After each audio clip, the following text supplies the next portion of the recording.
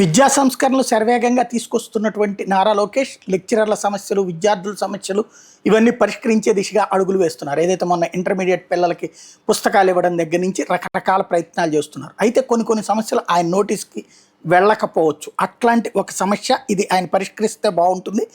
Guest faculty అంటే మామూలుగా లెక్చరర్లను డైరెక్ట్గా ఇదివరకు డైరెక్ట్ లెక్చరర్స్, తర్వాత కాంట్రాక్ట్ లెక్చరర్స్, తర్వాత అవుట్ సోర్సింగ్ లెక్చరర్స్, ఇట్లాంటి వాటిలో గెస్ట్ ఫ్యాకల్టీ అనేటువంటి పేరుతో ఇస్తున్నారు. ఇప్పుడు ఈ సంవత్సరం మే నెల 10వ తేదీ వరకు పనిచేసినా కూడా వాళ్ళకి జీతం ఇవ్వలేదట.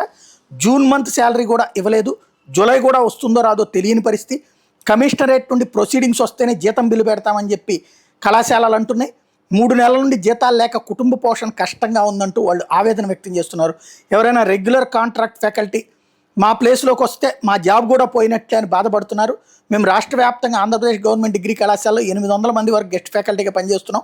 గంటకి 400 రూపాయలు చెప్పు, నెలకి 70 గంటలకు మాత్రమే జీతంగా గత నవంబర్ 2023 నుండి 28,000 రూపాయలు చెల్లిస్తున్నారు.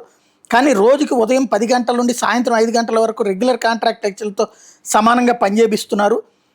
న్యాక్ వర్కు, సిఎస్పి అంటే community service project work, internship work, office సిబ్బంది కొరత వల్ల ఆఫీస్ వర్క్ అన్ని పనులు కూడా వీళ్ళతోనే చేయిస్తున్నారు లెక్చరర్లతో.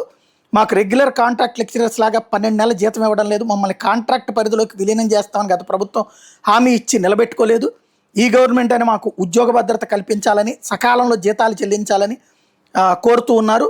ఇది ఒక్కసారి లోకేష్ గారు ఈ విషయం మీద దృష్టి సారిస్తే బాగుంటుంది.